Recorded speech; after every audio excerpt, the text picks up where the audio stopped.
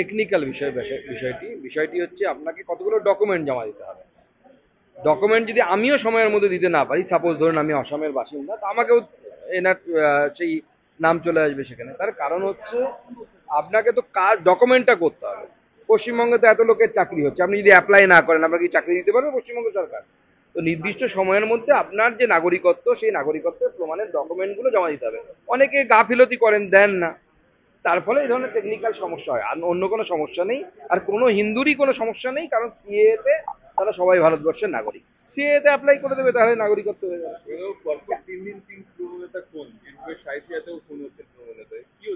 পয়সা নিয়ে ভাগাভাগি, যখন এক পক্ষ পাচ্ছে না অন্য পক্ষকে মারছে, অন্য পক্ষ যখন দাবি করছে যে উপরে জানিয়ে দেব বা আমাদেরকে ভাগ দিতে হবে, তখন যে পক্ষ খাচ্ছে সে খুন করছে।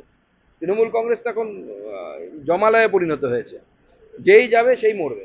তৃণমূলের একাংশ বলছে এর জন্য বিজেপি দায়ী, বীরভূমে বিজেপি খুন করছে তৃণমূল। দেখান না একটা প্রমাণ যদি দেখাতে পারে, বাপের বেটা যদি হয়ে থাকে, একটা প্রমাণে বীরভূমে যে পরিমাণ আক্রমণ হয়েছে আমাদের উপরে, আমাদের মহিলাদের শ্লীলতাহানি থেকে শুরু করে ভয়ঙ্কর ভয়ঙ্কর ঘটনা ঘটেছে বীরভূমে, বিজেপি ওখানে মারার জায়গাতেই নেই।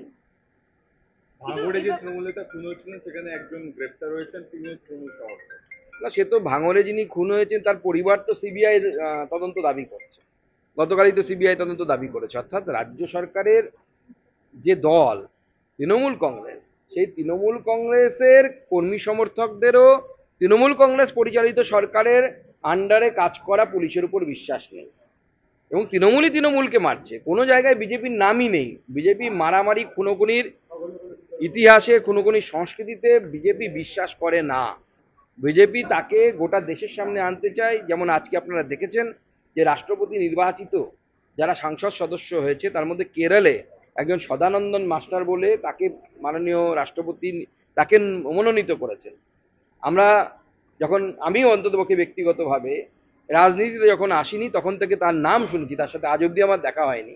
আমরা তার গল্প শুনেছি, কেমন করে তিনি বামপন্থী আদর্শ ছেড়ে আমাদের আদর্শে যখন তিনি অঙ্গীভূত হলেন, তাকে রাস্তার মধ্যে নামিয়ে বোনের বিয়ের জন্য গেছিলেন, 2 পা কেটে দিয়েছিল বামপন্থীরা, এবং সেটা যেন জোড়া লাগানো না যায় সেই জন্য গোবর মাটি এগুলো লাগিয়ে দিয়েছিল এই ক্ষতস্থানে, যাতে পরে প্লাস্টিক সার্জারিও করা না যায়।